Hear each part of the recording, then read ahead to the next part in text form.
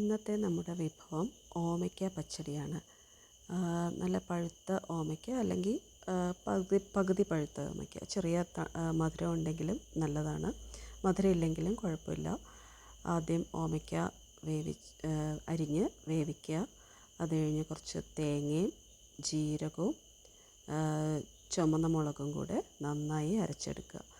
നന്നായി അരച്ച് കഴിഞ്ഞിട്ട് കുറച്ച് കടുക് കൂടി പോകരുത്, കുറച്ച് കടുകിട്ട് ഒന്ന് ചതച്ചെടുക്കണം. കടുക് കൂടിപ്പോയാലും നന്നായിട്ട് അരിഞ്ഞാലും കയ്പ്പുണ്ടാവും. എന്നിട്ട് വെന്ത ഓമയ്ക്കയിലേക്ക് ഈ അരച്ചതിട്ട് ഇളക്കുക. നന്നായിട്ട് തിളച്ചിട്ടുണ്ട്. ഇപ്പോൾ ഇനി അതിലേക്ക് കുറച്ച് ശർക്കര, പച്ചടി ആകുമ്പോൾ ശർക്കര വേണം, അതിനൊരു മധുരം വേണം. ഓമയ്ക്കയ്ക്ക് നല്ല മധുരം ഉണ്ടെങ്കിൽ ശർക്കര കുറച്ച് മതി. ഇവിടെ ഇപ്പോൾ കുറച്ച് മധുരം കുറവായതുകൊണ്ട് ഞാനൊരു 2 സ്പൂൺ, ഇവിടെ സ്പൂണല്ല തവിയാണ്, എന്നാലും നിറച്ചെടുത്തിട്ടില്ല, ഒരു അരത്തവി ഇന്ന് കൂട്ടാം. അങ്ങനെ ഒരു തവി കറക്റ്റ് എടുക്കാം. മധുരം അനുസരിച്ച്, ഓമയ്ക്കയുടെ മധുരം അനുസരിച്ച് വേണം എടുക്കാൻ.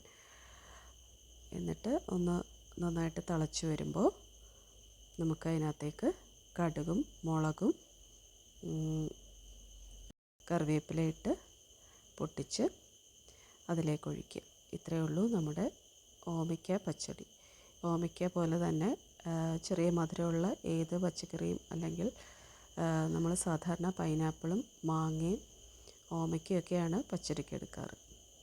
അപ്പോൾ എല്ലാവരും ട്രൈ ചെയ്യുക. Thank you.